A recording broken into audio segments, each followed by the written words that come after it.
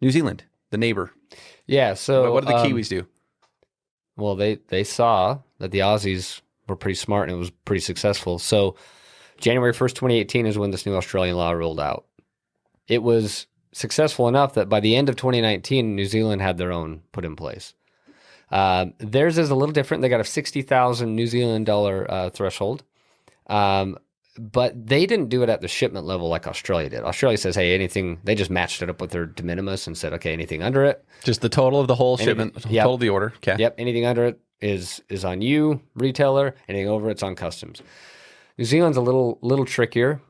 It's based on the item. So any item under 1,000 New Zealand dollars is considered a low value item.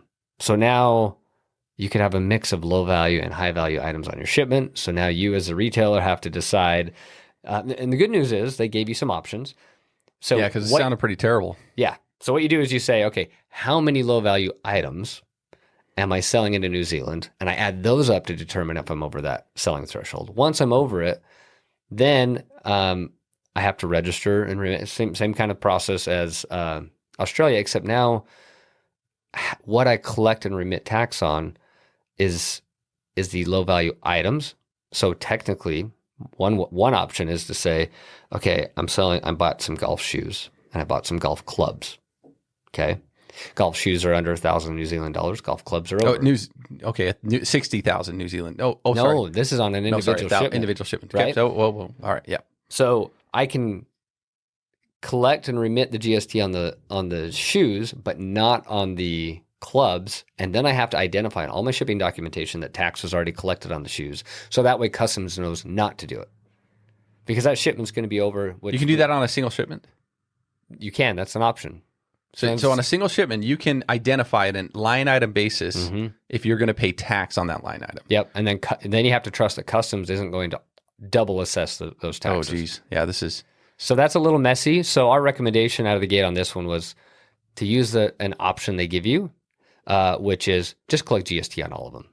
If you got some low value items on it, then just collect and remit GST on everything, including the golf clubs. So including the golf clubs in this case. So you could just put on the documentation. Yep. Even though it's over 1,000 NZD, New Zealand dollar, right? Yep.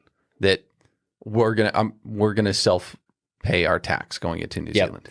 And it's this was because the documentation gets much more complex if you don't go this route, and so you can put a big statement on the commercial invoice that says, "Hey, I collected or remitted GST on everything," because a lot of shipping systems don't have the ability to do line item statements on the taxes. Right? Are there any? I don't know if you top of my head. So so that's the, and then you still have to watch for double taxation, right? So the good news would be if you send it, and to send it DDP so the duty and taxes are billed back to you instead of collected at delivery, then you just got to watch your back a little bit and make sure that if you get double taxed, then you can adjust for that on the next remittance to make sure you're not paying twice. But so they made it. They added an extra layer of complexity to this whole thing over what Australia did. Now, was there an option to send two different shipments, or was that never really even a recommendation? It was just, just do it at a line item level. But yeah, they said line item level. Do you think anybody's doing that? Like, really? How could that even get pulled off? Like, I can't imagine. I'm sure somebody is. Yeah. Yeah, you're probably right. We've seen just about everything. So, don't know how well that would work though. But it does sound like Australia, New Zealand. Some of these are in cooperations. I remember when this came out with other countries to claw back historical revenue if it's non-compliant. We haven't seen a lot of this yet, but I think it's going to be coming down the pike. Yep, they're going after the big guns first. Yep.